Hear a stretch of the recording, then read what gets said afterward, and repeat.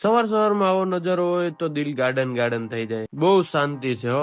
આ શાંતિ બસ 2 મિનિટની જ હતી. દૂધ ભરીને હજી ઘરે આવ્યો ત્યાં તો દીપકભાઈ નો કોલ આવ્યો. અમે ચાલીને સોનલધામ આવ્યા છીએ, તું અમને લેવા આવ. લે બોલો, એ લોકોના મોર્નિંગ વોક ના ચક્કરમાં મારે બનવું પડ્યું સવાર સવારમાં ડ્રાઈવર. ચાલો હવે પદયાત્રીઓને રેસ્ક્યુ કરી લઈએ. સોનલધામ પહોંચી ગયો. દર્શન કરીને મનને શાંતિ મળી. હવે રિટર્નમાં હું પહેલી સીટમાંથી છેલ્લી સીટમાં આવી ગયો. અને આ સાંભળો દીપકભાઈ નો ફોર્ચ્યુનર અને ઇનોવા પર રિવ્યુ.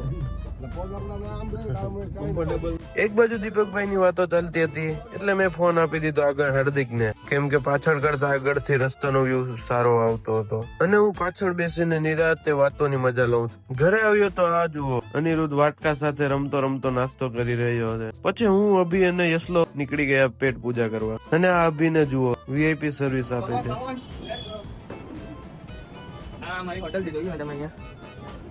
નાસ્તો કર્યો અને ઘરે આવીને થોડું બેંક નું કામ હતું એ પતાવ્યું. સાંજે દૂધ દેવા નીકળ્યો ત્યાં તો આ ગાડી પર નજર ગઈ. ભાઈ સાહેબ, બ્લેક એન્ડ વ્હાઈટ ગાડીમાં આ ગાડીનો કંઈક અલગ જ નજારો છે. અને સ્પોઇલર તો જુઓ, કઈ ગાડી છે એ તો ખબર નહીં પણ ખતરનાક લાગે છે. રાતે હું ને શિવ નીકળી આટો મારવા. રસ્તામાં ફૂલ ભીડ જોઈને ઉભા રહ્યા. ત્યાં તો બિગ બોસ ચાલી રહ્યું હતું. ઝઘડો થઈ ગયો હતો. અમે થોડી વાર ફ્રીની એન્ટરટેનમેન્ટ જોઈ પણ પછી પોલીસ આવે એ પહેલા નીકળી ગયા ત્યાંથી. બસ મિત્રો, આજના દિવસમાં આટલી જ ધમાલ હતી. હવે શાંતિથી ઘર ભેગા થઈએ. વિડીયો ગમ્યો હોય તો લાઈક કરજો. Good night, bye bye.